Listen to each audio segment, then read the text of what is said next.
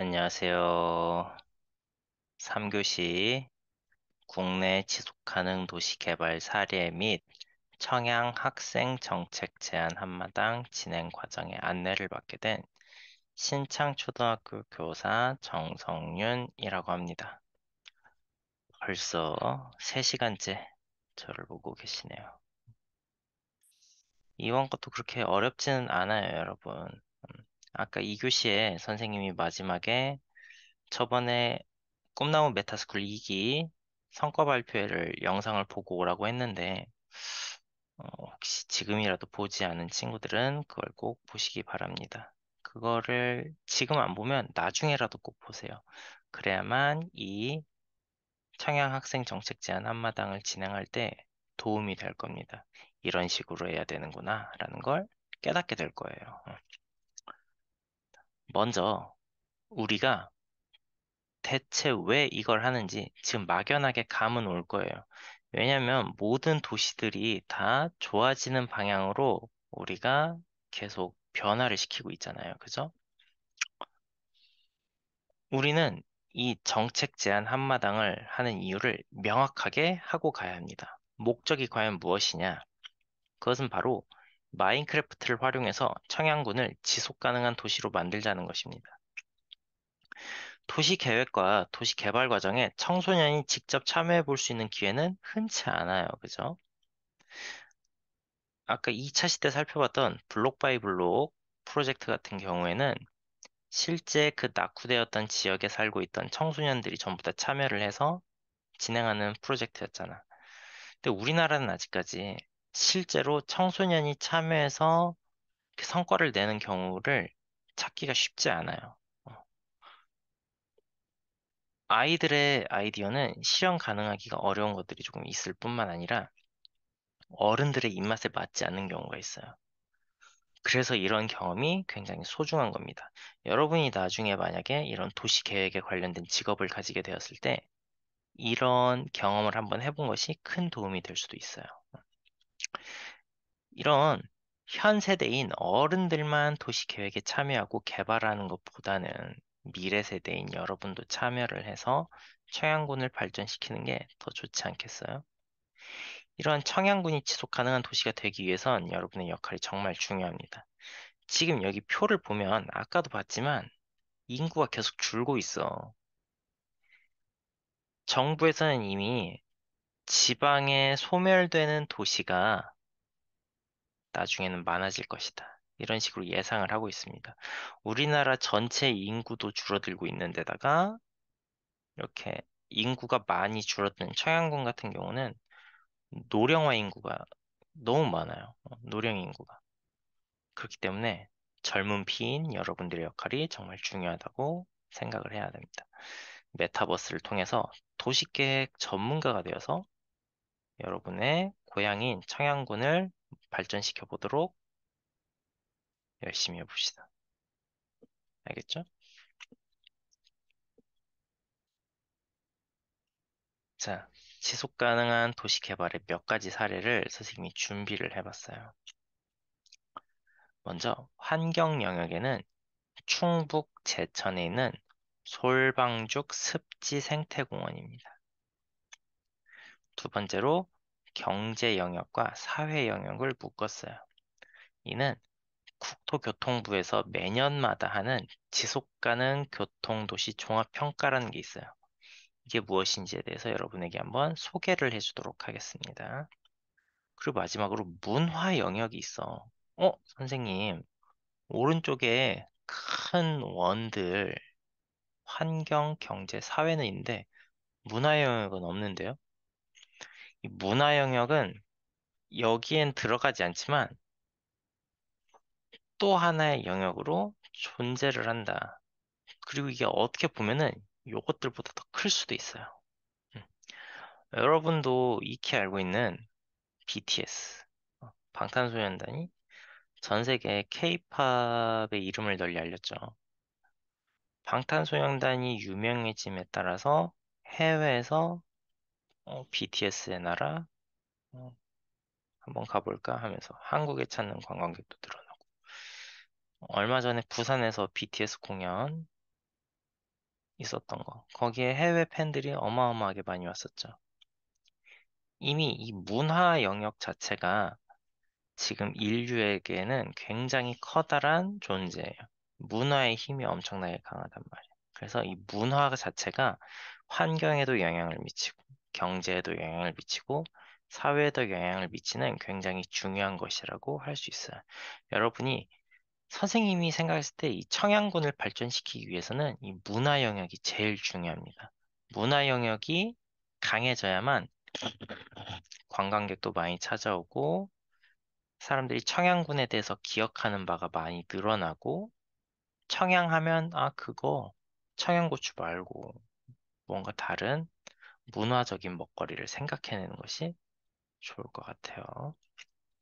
자 그러면 첫 번째 환경 영역 충북 제천의 솔방죽 습지 생태공원부터 보겠습니다. 자, 환경 영역 솔방죽 습지 생태공원.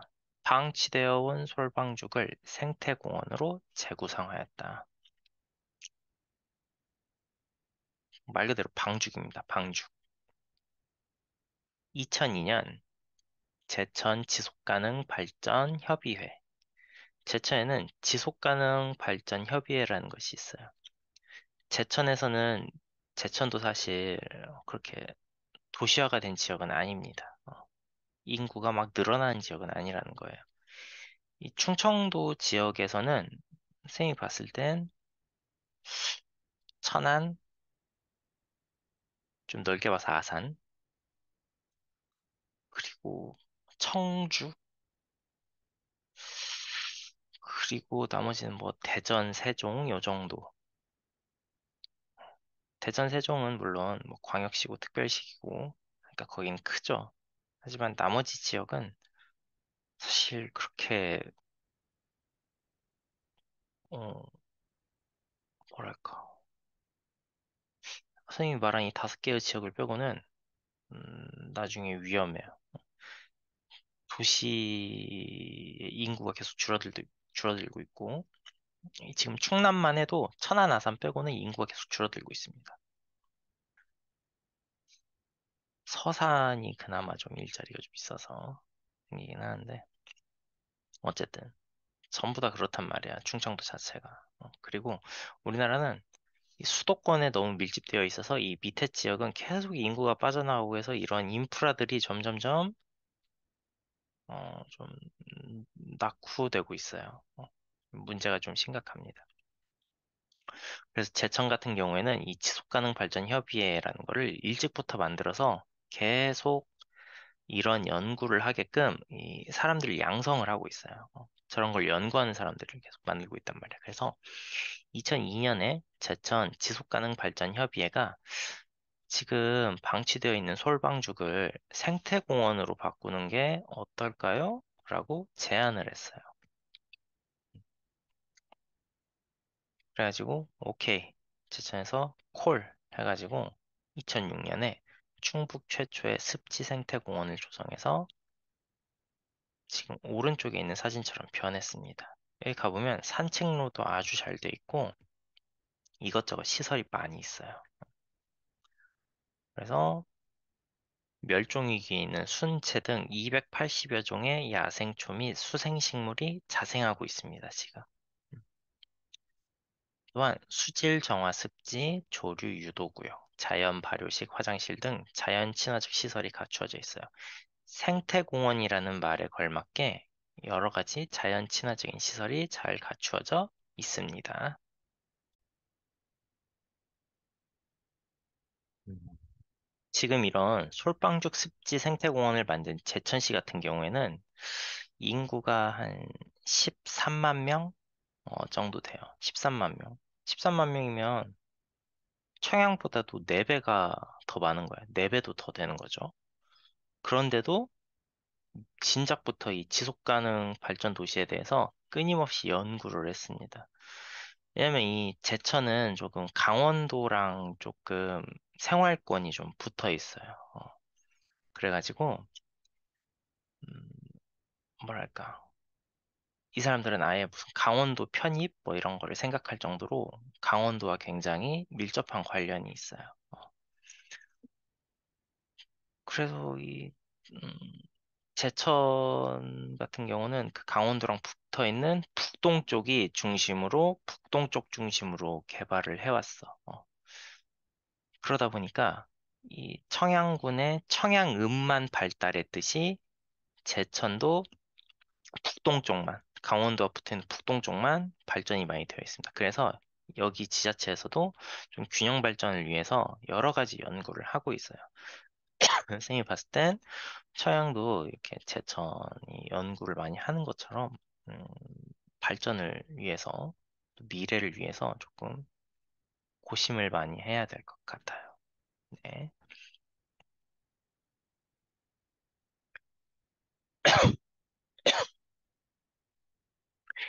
다음으로 경제사회 영역, 국토교통부 지속가능 교통도시 종합평가입니다. 이 국토교통부에서는 매년 종합평가를 통해서 지속가능한 도시의 중요성을 강조하고 있어요. 정부에서도 이게 지방 도시들의 소멸이 걱정이 되다 보니까 지속 가능한 도시에 대해서 많은 관심을 가지고 있어요. 그래서 이렇게 뭐랄까 정부 기관을 통해서 항상 이거를 상기를 시켜줍니다. 지자체에다가 너네 이거 잘해야지, 잘해야지 하면서 너네 지속 가능한 도시 해야지 계속 중요성을 강조하고 있어요.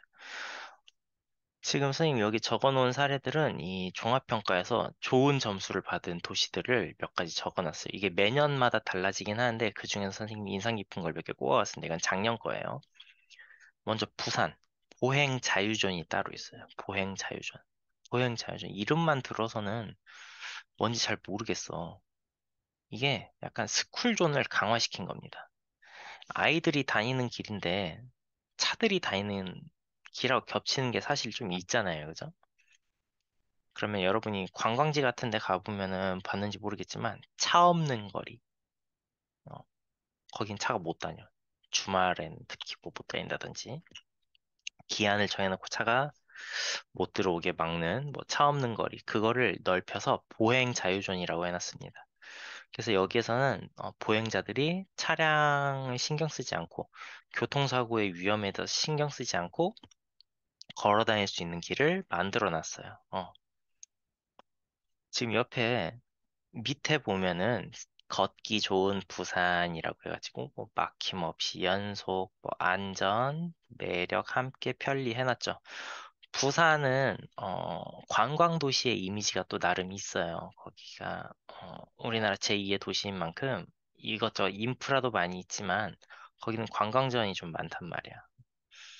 그리고 부산 자체가 길이 좀 안 좋아요. 관광지임에도 불구하고. 길이 안 좋고 해서 운전하기가 좀 좋지 않은 도시예요. 그러다 보니까 교통사고 건수도 조금 많은 편이기도 하고. 그래서 보행자의 안전을 위해서 이렇게 보행 자유존을 했습니다.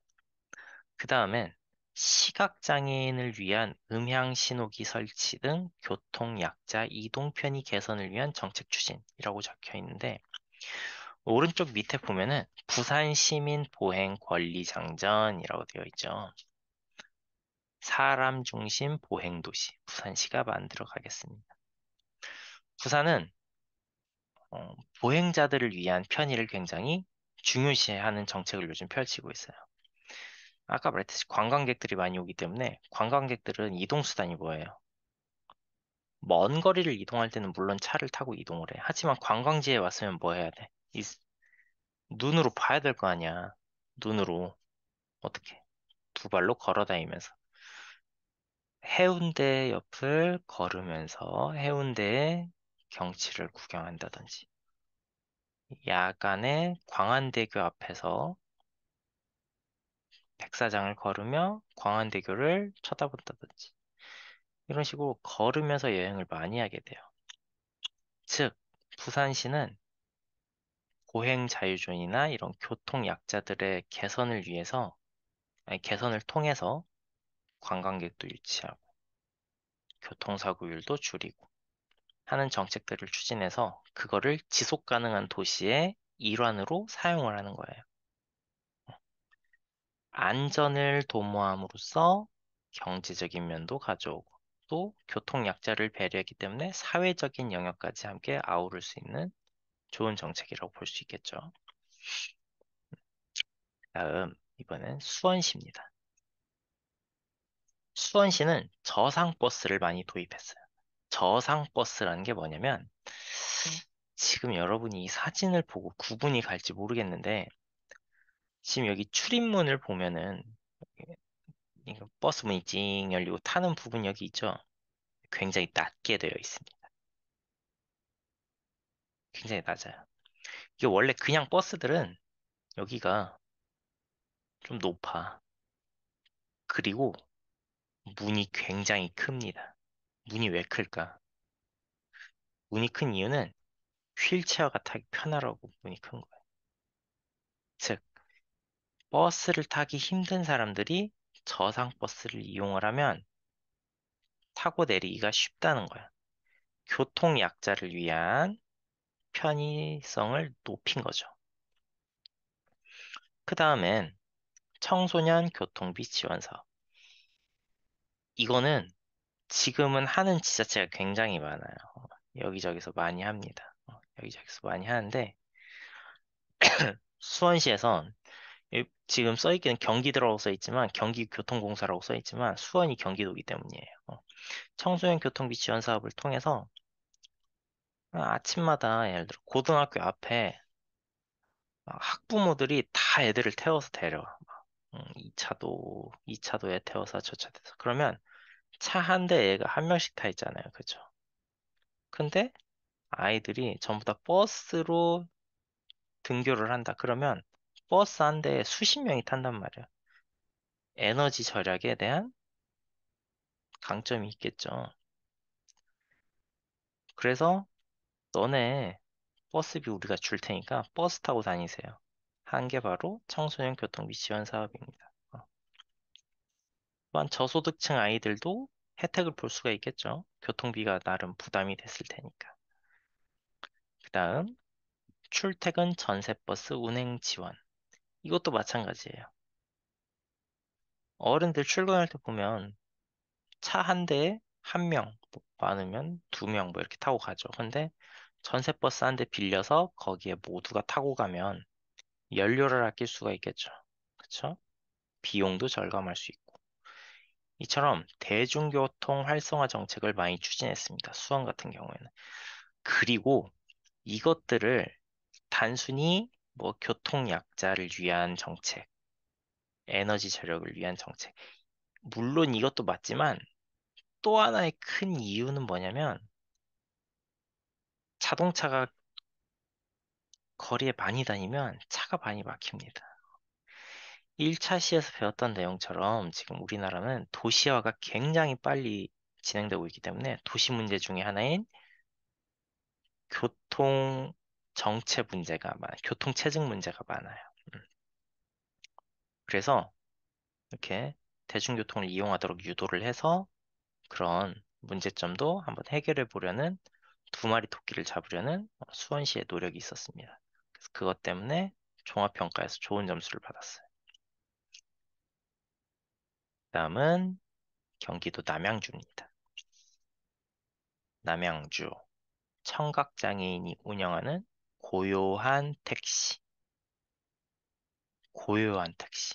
말만 들어도 뭔지 감이 좀 오는 것 같기도 하고 좀 뭔지 잘 모를 것 같기도 하고 그렇죠. 고요한 택시가 뭐냐면 운전자분이 청각장애인 분이신 거야. 음.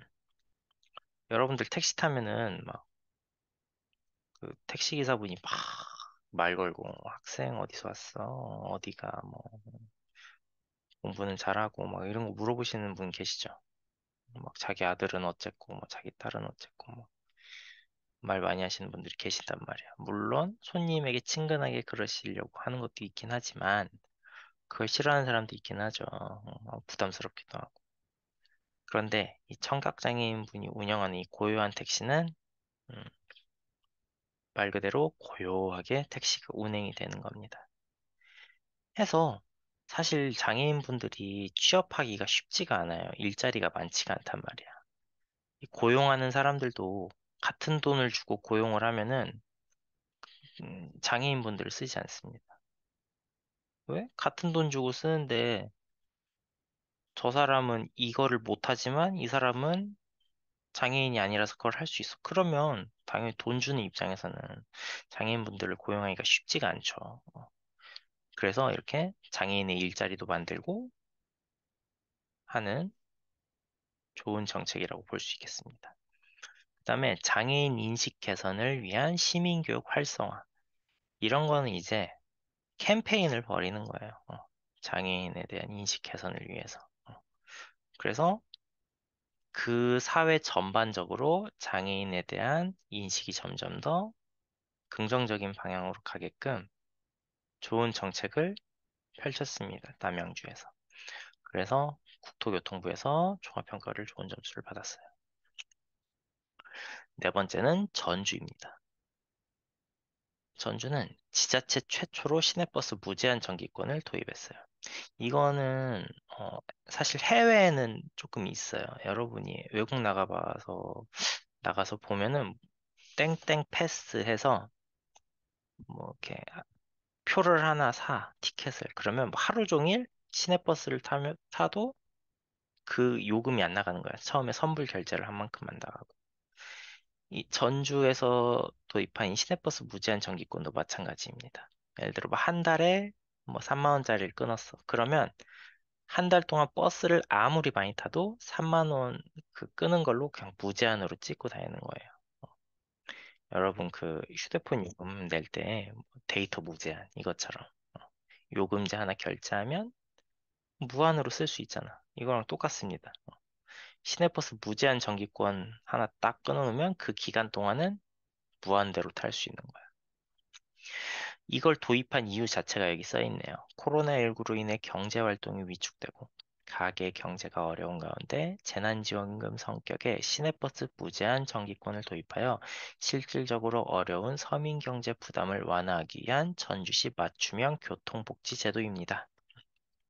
한마디로 요즘 경기도 안 좋고 하니까 사람들이 시내버스 타는 것조차도 조금 요금이 부담스럽다 하는 거를 경감시켜주기 위해서 이런 걸 도입했다는 거예요. 결국 이런 제도가 생기면 이득을 보는 거는 버스를 타고 다니는 사람들이죠. 이 승용차를 직접 몰고 다니는 사람과 버스를 매일 타고 다니는 사람들 중에 버스를 타고 다니는 사람들이 복지 혜택을 더 많이 받아야 될 계층일 확률이 높겠죠. 자차가 없는 사람들이 많을 테니까. 그래서 그런 사람들을 위한 복지 제도의 하나로 사용을 했다고 보면 됩니다. 그래서 이것도 좋은 평가를 받았어요. 그래서 이렇게 경제 사회 영역이었는데 한 가지 의문점이 들 수가 있습니다. 아니 경제 사회 영역인데 왜 교통에 대한 이야기만 하나? 자, 보세요. 경제 영역에서는 뭔가 물건을 만들고 그것을 판매하는 소비와 생산도 들어갈 수 있고 일자리도 들어갈 수 있고 여러 가지가 있겠죠. 생산한 물건을 이동하는데 교통체증 있으면 안 되겠죠. 물건 사러 갈 때 마트 가는데 막 2시간씩 걸려 차가 막혀가지고 그것도 안 되겠죠. 교통이 이렇게 중요하다는 거예요. 사회 영역도 마찬가지입니다. 사회 영역이라는 거는 아까 음, 뭐 평등에 관한 그 그림을 봤죠. 1차 시에서. 그것처럼 뭔가 복지 사각지대에 놓여 있는 사람들, 음, 도움이 필요하지만 받지 못하는 사람들에게 도움을 주면서 최소한의 생활을 할 수 있게끔 도와주는 게 사회 영역에서 하는 일이에요. 여기 보면 교통약자의 이동편의 개선, 교통약자를 위한 정책 추진, 밑에 거는 서민을 위한 정책, 즉 교통에 관련된 거는 경제 영역과 사회 영역을 다 아우르는 것이라고 볼 수가 있는 거예요. 아시겠죠? 자, 그다음에 마지막으로 문화 영역입니다. 감천 문화마을. 대한민국의 대표적인 도시재생 성공 사례예요. 이 감천 문화마을이라는 곳은 부산에 있습니다. 여러분 부산 놀러 가면 봤을지 모르겠는데 여기에 닉네임이 있어. 한국의 마추픽추 들어봤나요? 이건 세계적으로 유명한 고원이에요. 고원. 높은 곳에서 이렇게 바라보는 풍경이 멋진 건데 감천 문화마을 지금 이 찍은 사진을 보면은 색깔이 전부 다 알록달록하죠. 이 마을이 원래부터 이랬던 게 아닙니다. 2007년쯤 감천의 인구가 계속 줄고 빈집이 많았어. 그래서 이 마을을 살려보기 위해서 재개발을 논의를 하기 시작합니다. 어떻게 하면 여기를 살릴 수 있을까요? 어떻게 하면 도시 재생, 어떻게 하면 지속 가능한 도시로 만들 수 있을까요? 라고 논의를 하기 시작했고, 보통 재개발이라고 하면은 여기를 다 부셔버립니다. 다 싹 밀고 거기에 새로운 거를 지어서 재개발을 해. 근데 그렇게 하면은 사실 어떻게 돼요? 그 집에 살고 있던 사람들은 아니 재개발이고 뭐고 나는 이 집에서 살고 있었는데 쫓겨나는 거잖아, 그치? 보상금 조금 받고 다른 데로 이사를 가야 되는 거예요. 난 여기가 내 고향인데. 그래서 기존 건물을 보존하는 보존형 개발로 추진을 했습니다. 이 감천 문화마을을 가보면은 벽화도 굉장히 많고 사진을 찍을 곳도 굉장히 많아요. 약간 감성을 자극한단 말이야. 그래서 2019년 기준으로 연간 방문객이 250만 명 이상입니다. 아까 청양군의 인구가 몇 명이었죠? 3만 명. 그럼 청양군 전체가 그날 버스를 빌려서 감천 문화마을을 한번 가. 그 짓을 80번을 해야 연간 방문객이 나오는 거예요. 청양군 사람들이 그날 단체로 다 쉬어. 3만 명이. 다 쉬고 전부 다 버스를 빌려서 단체로 감천 문화마을을 가. 그 짓을 80일을 해야 250만 명이 될까 말까 한 거예요. 그러니까 어마어마하게 사람이 많이 오는 거죠. 그리고 그 중에서 놀라운 점은 외국인 관광객이 더 많습니다. 전체 방문객이 100이라고 치면은 외국인 관광객이 60%인 거야. 60%가 외국인 관광객인 거예요. 굉장히 성공한 거죠. 해외에도 널리 알려지고. 여기는 사실 원래는 이렇게 흥하지 않던 도시였어요. 흥하지 않은 마을이야. 한마디로 그냥 텅 빈 마을이었어요. 그런데 집들 색깔을 알록달록하게 꾸미고 벽화를 예쁘게 꾸미고 사진 찍을 스팟 몇 개 만들고 홍보 조금 하고 했더니 커진 거야. 물론 쉽진 않았겠지. 선생님이 지금 말하는 것처럼 쉬운 건 아니지만 여기는 해냈습니다. 여긴 진짜 해냈어요. 여기 가보면 알겠지만 어, 취향에 맞는 사람은 막 우와 하겠지만 선생님 가봤을 때 이게 왜 했어요. 근데 같이 간 사람들은 엄청 좋다고 하더라고. 그러니까 누가 봐도 여기는 어우 멋있다. 요 정도까지 아닌데 누군가에게는 정말 여기는 나의 인생 관광지야라고 할 정도로 끌리는 무언가를 만든 거예요. 선생님이 봤을 때 청양군이 나아가야 할 방향은 바로 이런 거라고 봅니다. 왜냐하면 사람들은 저기가 정말 맛집인데 1시간 걸려. 맛집인데 1시간 걸려. 근데 우리 집 앞에 정말 맛없는 밥집이 있어. 한 2분이면 가. 그럼 사람들이 옛날 같으면 시간도 없고 막 여유도 없고 하니까 그냥 집 앞에서 먹고 그랬습니다.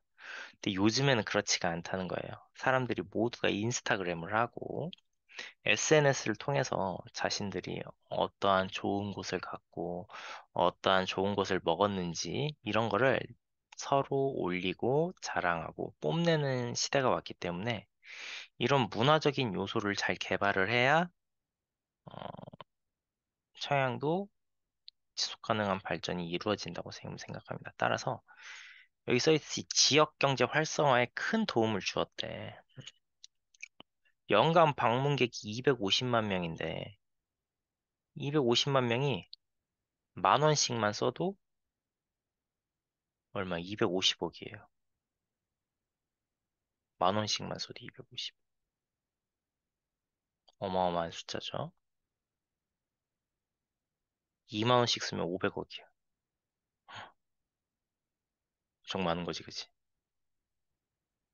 맞나? 계산이? 맞는 것 같기도 하고. 아무튼 엄청난 성공을 거두었습니다.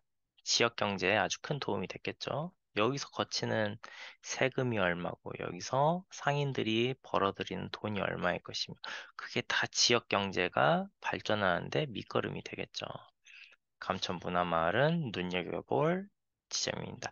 여러분이 이 청양의 발전을 위한 학생 정책 제안 한마당 이 프로젝트를 진행을 하면서 맡게 될 대상지가 아직 어딘지 정해지지 않았잖아요. 그 대상지가 어디가 되었든 간에 이렇게 문화적인 요소를 넣어서 사람들을 끌어올 만한 매력을 만들어야 지속 가능한 발전이 성공할 수 있다고 선생님은 생각합니다. 이 감천 문화마을의 사례를 꼭 기억하세요. 자, 청양의 발전을 위한 브레인스토밍. 청양에 필요한 것들을 브레인스토밍 해봅시다. 이건 지금 선생님만 안 할 거야. 쌤은 안 할 거예요. 이건 여러분이 지금 이 영상을 보고 나서 우리 청양에는 무엇이 부족한지, 무엇이 필요한지, 또 청양의 어떤 점은 또 좋은 건지, 이런 것들을 한번 하나씩 하나씩 해보는 거예요. 생각나는 대로 그냥 막 쓰는 거예요.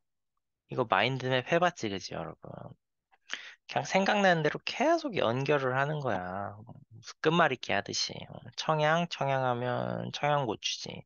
청양고추는 굉장히 맵지. 그러면은 청양고추, 맵다. 그럼 매운 음식엔 뭐가 있을까? 뭐 불닭볶음면이 있을 수도 있고, 떡볶이도 있고, 닭발도 있고, 뭐 매운 뭐 치킨도 있고, 뭐 등등등등 매운 라면도 있고 하면서 계속 가지를 뻗어 나가다 보면은 그 중에서 쓸만한 아이디어가 건질 만한 아이디어가 하나 걸렸네 하면 그냥 성공을 하는 거예요. 그러니까 여러분도 지금 본격적으로 이 프로젝트를 진행하기에 앞서서 꼭 청양에 필요한 것들을 미리 알아두고서 그 대상지에 대해서 탐구를 하면은 해결 방안의 방향성이 올바르게 나올 가능성이 매우 큽니다. 그냥 무턱대고 이걸 어떻게 고쳐 하고 생각하는 것보다 미리 나는 우리 청양에 대한 문제점을 나는 이미 알고 있어. 요거에 대해서 하면 좋을 것 같아. 이런 점들을 미리 알고 머릿속에 가지고 있으면 훨씬 도움이 된다는 거예요. 오늘 영상을 다 보고 나서 꼭 한번 브레인스토밍 해보시기 바랍니다. 자, 다음은 일정 안내예요. 청양의 발전을 위한 정책 개발 계획 안내. 아까 2차 시에서 나왔던 꿈나무 메타스쿨과 굉장히 유사한 방법으로 진행을 할 거예요. 그걸 상세하게 말해주고 선생님이 영상을 꼭 보라고 했던 이유가 다 있었어요. 먼저 각 주제별로 문제 상황을 탐색합니다. 주제가 바로 대상지가 되겠죠. 어느 지역이 될지는 아직 확실하게 정해지지 않았어요. 그거는 추후에 안내를 해드리겠습니다. 그래서 해결과 발전을 위한 방법, 즉 여러분이 도시의 계획을 세우는 거야. 도시의 정책을 세우는 거예요. 요렇게 진행을 합시다 하고 정책을 마련을 하는 거예요. 그거를 다 정리를 한 다음에 그것을 바탕으로 주제를 선택을 하고 문제 해결 또는 발전 방안을 마인크래프트 메타버스로 3D 모델링을 제시하는 거야. 마인크래프트에 구현을 한다는 거예요. 시각화를 한다는 뜻이야. 디자인을 해서 완료하고 또 발표 자료를 제작한 후에 정책 제안 발표회에 참여를 하게 됩니다. 자, 팀별 구성 인원은 1인에서 4인으로 구성을 할 거예요. 이 팀별로 몇 명이 될지는 아직 몰라. 선생님들이 참가 신청서를 받아서 여러분을 이제 팀을 다 짤 거예요. 이제 연령대도 이렇게 좀 맞추고 또 사는 지역이 가까워야 모여서 하기가 쉽겠죠. 장소 잡기도 편하고. 그래서 팀을 우선 짜준 다음에 문제를 제시하고 그 팀에서 역할 구성을 이렇게 나눕니다. 뭐 문제 해결 방안 기획자는 정책가, 가상현실 개발자, 뭐 영상 촬영 편집 전문가, 프레젠테이션 발표 전문가. 그 다음에는 여러분이 협동을 해서 이렇게 네 명 이렇게 손 모아서 이렇게 잡았죠, 그죠? 협력적 문제 해결 과정을 통하고 정책 제안 영상을 제작해서 충남자치단체장에게 정책 제안 영상 송부. 뭐 여러분은 뭐 이제 청양 군수님한테 보낼 수도 있고요. 좀 스케일이 좀 빵빵하다. 그럼 뭐 충남도지사한테 보낼 수도 있는 것이고. 어, 뭔가 또 교육적으로 교육청에서 뭔가 해줬으면 하는 일이 있다 그러면 교육장님에게 보낼 수도 있고 교육감님한테 보낼 수도 있고 아무튼 높으신 분에게 우리가 이런 아이디어를 냈습니다. 이 아이디어를 현실에서 한번 구현을 해주시면 어떨까요? 하고 제안을 하는 거예요. 이런 역할까지 할 수 있다는 겁니다. 그러니까 한번 열심히 참여를 해보면 되겠죠. 그 다음 세부 일정 안내예요. 세부 일정. 이 앞에 일정 안내는 그냥 이렇게 진행될 것이다 하고 그냥 나이브하게, 뭐랄까, 러프하게, 어, 크게 설명을 했다면 이거는 세부 날짜를 알려드리는 거예요. 여러분이 지금 이 영상을 처음 받아본 11월 5일 토요일이죠. 이날부터 12월 3일 토요일까지 총 5주간 수업을 진행을 하는 거예요. 수업을, 프로젝트 진행을 하고 매주 토요일 오후 2시부터 5시 10분까지 하는 겁니다. 그러니까 이제 이 11월 5일부터 12월 3일까지는 토요일마다 선생님들과 이렇게 수업을 듣고 마인크래프트로 구현을 하고 이 작업을 한다는 거예요. 발표 자료도 만들고 이런 걸. 그래서 1주차는 원격 오리엔테이션으로 진행이 됩니다. 지금 여러분들이 듣고 있는 이 영상, 보고 있는 이 영상이 바로 원격 오리엔테이션이에요. 원래는 실시간 강의를 할까도 했지만 이렇게 영상으로 해야 여러분도 보기 편하고 해서 이렇게 진행을 하게 되었습니다. 그리고 2주차부터 5주차는 대면 수업이야, 대면 수업. 다 모여서 하는 거예요. 모여서 하는데 장소가 아직 확실하게 정해지지가 않았어요. 어느 학교 친구들이 많이 참여하고 또 그 친구들끼리 팀이 맞을지 그리고 그런 것들을 아직 정하지를 않았기 때문에 장소는 미리 섭외는 다 해놨는데 어디에서 여러분이 모이게 될지를 사람마다 다 다르기 때문에 그거는 이제 선생님들이 여러분의 참가 신청서를 다 합산을 한 뒤에 팀을 짜고 반도 짜고 해서 개별 안내를 하도록 하겠습니다. 이때 만나서 하는 수업 자체는 이제 여러분에게 물론 이런 이론 강의도 조금은 하지만 대부분은 다 실습으로 이루어져 있어요. 이제 문제점을 파악하고 해결 방안을 작성하고 그런 것들을 메타버스 안에 마인크래프트 상에서 구현하고 적용시켜보고 하는 기간입니다. 거기에다 발표 자료까지 완성을 하는 거예요. 음. 선생님 이걸 두 번 써놨네. 너무 중요해서 두 번 써놨나 봐. 매주 토요일 오후 2시부터 5시 10분까지요. 두 번 보세요. 꼭 2시 이거 늦지 않고 와야 돼. 왜냐면 예를 들어 한 두 명이 늦어. 그럼 사실 뭐 기다릴 수도 있기는 해요. 하지만 기다리면 일찍 온 친구들은 몇 분을 잡아먹는 거야. 그치? 웬만하면 지각하지 않도록 하세요. 알겠죠? 자, 그리고 가장 여기 이제 결과가 나오는 정책 제안 발표회가 예정되어 있습니다. 이게 언제냐면 12월 20일 화요일이에요. 이 일정은 바뀔 수도 있습니다. 이게 한번 바뀐 거거든요. 이게 또 바뀔 수도 있어. 바뀌면은 여러분에게 다시 안내를 할 거예요. 일단은 12월 20일 화요일에 이거 발표회를 한다고 알고 있으면 됩니다. 오후 2시부터 4시까지 정책 제안 발표회가 예정되어 있고요. 이때는 아까 말했던 이런 정책 제안을 할 수 있을 만한 어른들이 옵니다. 어른들. 그러니까 뭐 청양 군수님이라든지 아니면 뭐 교육장님이라든지 이런 분들이 오신다는 거예요. 높으신 분들이. 그러니까 이날이 좀 중요하다고 볼 수 있겠죠. 그리고 또 이날 발표할 자료들을 뭐야 12월 3일까지 만든 다음에 이때 우수작이나 이제 뭔가 좀 피드백이 더 필요한 그러니까 잘 만들든 못 만들든 만든 내용에서 조금 더 다듬어야겠죠. 12월 20일까지. 그때는 이제 선생님이 도와줄 거야. 12월 3일까지 만드는 거는 여러분들이 거의 알아서 만드는 거예요. 왜? 이건 학생 정책 제안 한마당이니까. 하지만 이때 만들어진 거에서 이제 좀 더 보충할 게 있다. 그러면 선생님들이 이제 피드백을 주는 거지. 툭툭. 이건 한번 이렇게 한번 해볼까? 이런 식으로. 그럼 이제 여러분들이 아하, 그거에 대해서 수정을 진행을 하고 발표 연습도 하고 해서 이날 정책 제안 발표를 하는 겁니다. 자, 그리고 여러분들이 진행하는 거는 프로젝트 부문이에요, 사실. 프로젝트 부문. 그리고 또 공모전 부문이 있어요, 공모전. 공모전 부문은 또 따로 있는데, 이거는 일단 프로젝트 부문을 진행을 하면서 공모전 부문의 친구들은 또 따로 신청을 받을 거예요. 이것도 이제 추후에 안내가 따로 나갈 거예요. 공모전이랑 프로젝트랑 주제가 살짝 다르거든요. 그래서 음, 여기에 참여한 학생들이 공모전도 참여하고 뭐 이럴 수도 있습니다.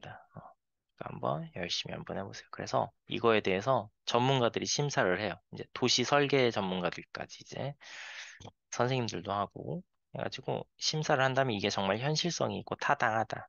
현실에 적용할 만하다. 한 것들은 우리가 시상식까지 진행을 합니다. 이 조가 발표한 거는 이 팀이 발표한 거는 정말 멋있었다. 아이답지 않았다. 최고다. 이 청양의 문제를 해결할 수 있겠다. 이런 것들을 심사해서 시상식을 진행할 겁니다. 자, 지금까지 오리엔테이션 들으면서 사실 어려웠던 건 별로 없었을 것 같긴 한데 이해가 안 됐던 부분들은 이제 토요일에 만나서 선생님에게 질문을 하거나 하면은 선생님이 성심성의껏 알려주도록 하겠습니다. 이로써 1, 2, 3교시 강의가 모두 끝났고 긴 시간 동안 강의 듣느라 고생했습니다. 다음에 대면 수업 때 만나길 희망해요. 고생했습니다. 안녕.